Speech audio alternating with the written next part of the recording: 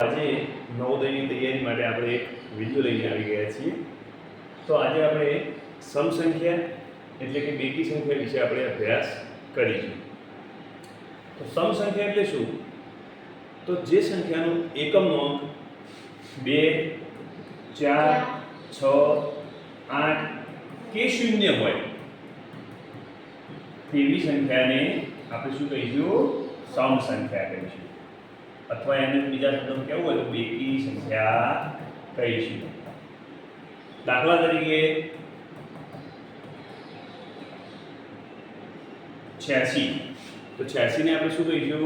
બેકી સંખ્યા એટલે કે સમ સંખ્યા. નવોદયની અંદર બેકી સંખ્યાના બદલે સમ સંખ્યા શબ્દ ઉપયોગ કરવામાં આવે છે, એટલે સમ સંખ્યા એટલે જ બેકી સંખ્યા. એટલે 86, 578 આવી ઘણી બધી સંખ્યાઓ કે જેનો એકમનો અંક અહીંયા આપણે શું જોવાનું? 2, 4, 6, 8 કે 0 હોય. ધારો કે 540, તો આ બધી શું થઈ? સમ સંખ્યાઓ. તો તમારે આ મને કોમેન્ટમાં બીજી એક સમ સંખ્યા જણાવવાની. ચલો હવે આપણે જોઈશું વિષમ સંખ્યા. તો વિષમ સંખ્યા એટલે શું? કે જે સંખ્યાનો એકમનો અંક 1, 3, 5, 7 કે 9 હોય. જે સંખ્યાનો એકમનો 1, 3, 5, 7 કે 9 હોય તો તેનાથી બનતી સંખ્યાને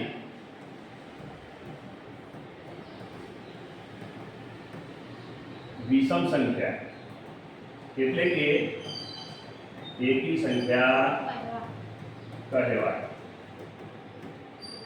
ઉદાહરણ તરીકે આપણે જોઈએ તો 51, તો એનો એકમનો અંક કયો છે? 1. એટલે આ શું સંખ્યા? એ કઈ થઈ? વિષમ સંખ્યા.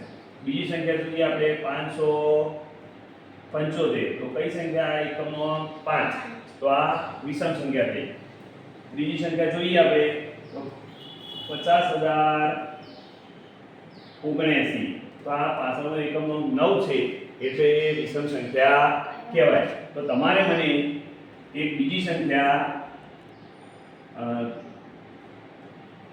59751 આ સંખ્યા વિષમ સંખ્યા છે કે નહીં એ તમારે મને અભિપ્રાય આપવાનો છે.